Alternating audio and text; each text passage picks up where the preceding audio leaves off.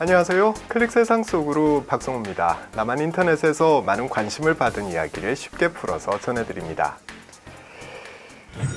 북한에서는 이불장, 옷장, 신발장 같은 5개의 장과 선풍기, 텔레비전, 수상기, 재봉기 같은 6개의 기기를 이루는 말이 있죠.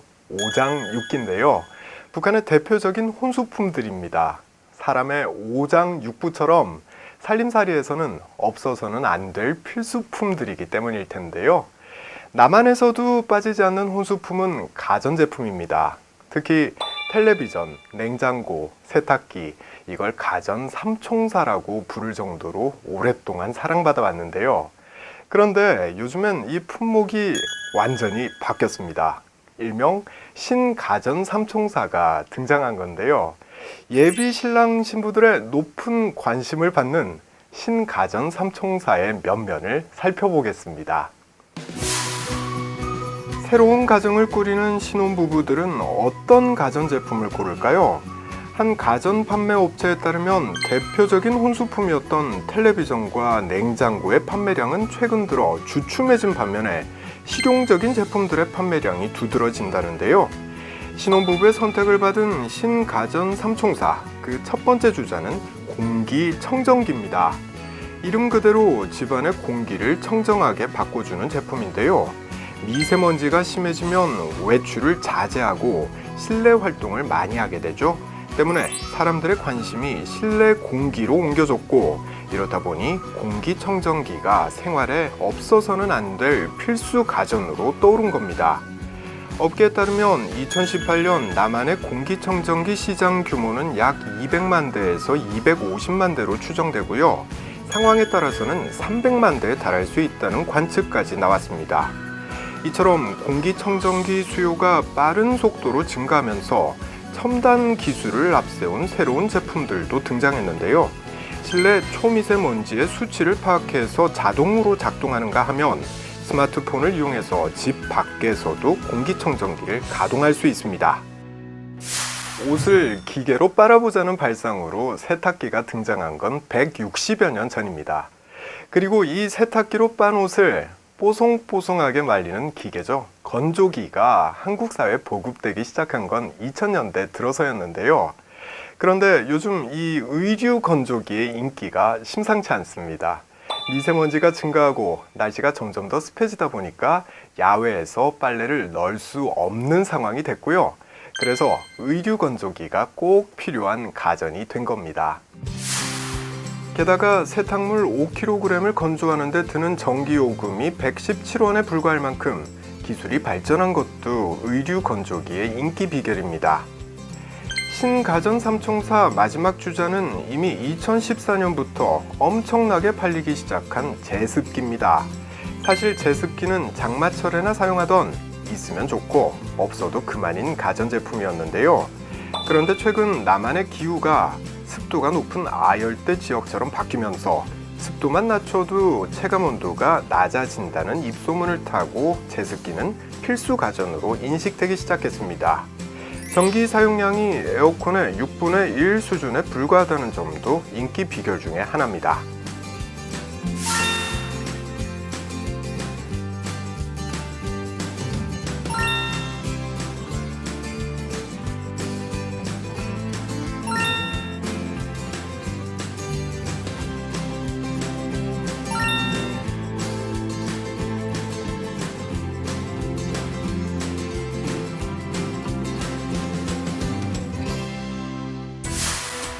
신가전 삼총사인 공기청정기와 건조기 그리고 제습기의 공통점은 뭘까요? 바로 날씨의 영향 때문에 생겨난 가전제품이라는 점입니다. 미세먼지나 기후 변화로 인한 불편함을 해결해 주기 때문에 없어서는 안 될 필수 품목이 된 거죠. 그런데요, 신가전 삼총사의 성장은 실은 가전업계의 생존 전략과 밀접한 관련이 있다는 분석도 있습니다. 냉장고, 세탁기, 그리고 텔레비전은 흰색으로 만드는 경우가 많다고 해서 주로 백색 가전이라고 불렀는데요. 이 대표적인 백색 가전들은 품질이 좋아져서 한 번 사면은 10년은 넘겠습니다. 그 때문에 기업들은 새로운 시장을 개척하기 위해서 제습기, 공기청정기, 건조기 같은 환경 가전의 개발에 사활을 걸었고요. 그 전략이 효과를 내고 있다는 거죠. 내 집은 없어도 내가 사는 공간에서는 최대한 누리고 살겠다.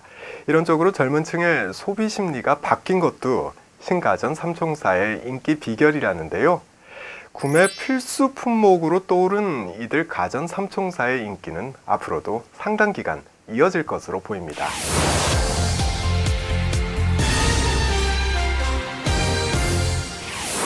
나만의 달력에는 3.1절, 광복절, 한글날 같은 국경일을 포함해서 15일 내외의 법정 공휴일이 표시되어 있습니다.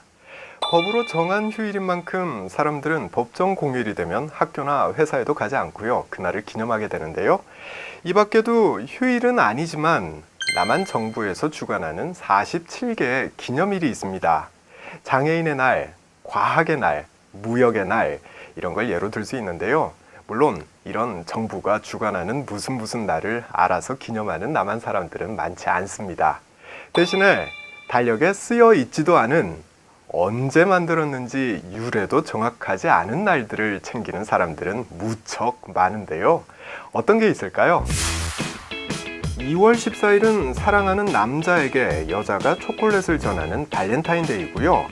3월 14일은 반대로 남자가 여자에게 사탕을 건네는 화이트데이입니다. 발렌타인데이는 외국에서도 연인들의 사랑을 위한 축제로 대접을 받지만 화이트데이는 남한과 일본 등에서만 챙기는 제과 업계의 상술이라는 비판도 있는데요. 하지만 남한에서는 발렌타인데이나 화이트데이를 모르는 사람이 거의 없을 만큼 아주 잘 알려진 기념일 중에 하나입니다. 그런데요, 이것도 기념일이었나 싶은 날들도 많습니다. 3월 3일은 삼겹살데이고요. 3월 7일은 삼치데이 또는 참치데이라고 부르고요. 5월 2일은 오이데이입니다. 그럼 9월 9일은 무슨 날일까요? 닭 울음소리를 나타내는 의성어죠. 9999. 이 소리를 본따 만든 구구데이입니다. 이런 날들의 공통점은 사람들의 소비를 촉진하기 위해서 만들었다는 겁니다. 삼겹살데이는 삼겹살을 먹는 날로, 삼치데이나 참치데이는 삼치나 참치를 먹도록 유도하기 위해서 만든 날인 겁니다. 이처럼 농축수산업과 관련된 날들은 관련 업계 장사가 좀 잘 되도록 돕자는 취지라도 있습니다. 하지만 유래를 알 수도 없는 기념일도 아주 많습니다. 매달 14일마다 돌아오는 기념일이 대표적인데요. 1월 14일은 1년 동안 쓸 일기장이나 수첩을 선물하는 다이어리 데이고요. 4월 14일은 발렌타인데이와 화이트데이에 선물을 받지 못한 남녀가 함께 짜장면을 먹는 날인 블랙데이입니다.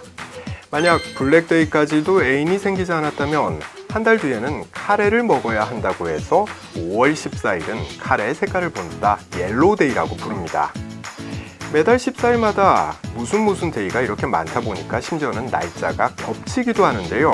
예를 들면 5월 14일 옐로데이는 로즈데이라고도 불립니다.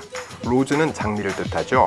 발렌타인데이, 화이트데이, 그리고 블랙데이를 애인 없이 보낸 남자에게 장미꽃을 사서 여자에게 사랑을 고백해 보라는 의미라고 합니다. 이처럼 14일에 무슨 데이가 겹치는 날이 연중 3일이나 되고요.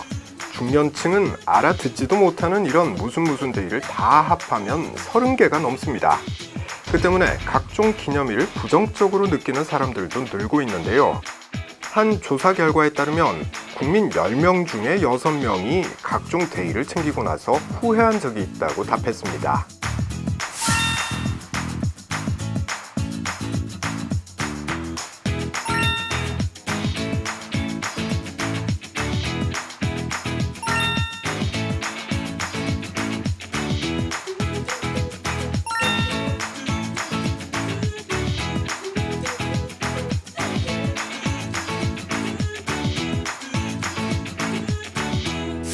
단일 날짜로는 가장 많은 기념일을 가진 건 11월 11일입니다.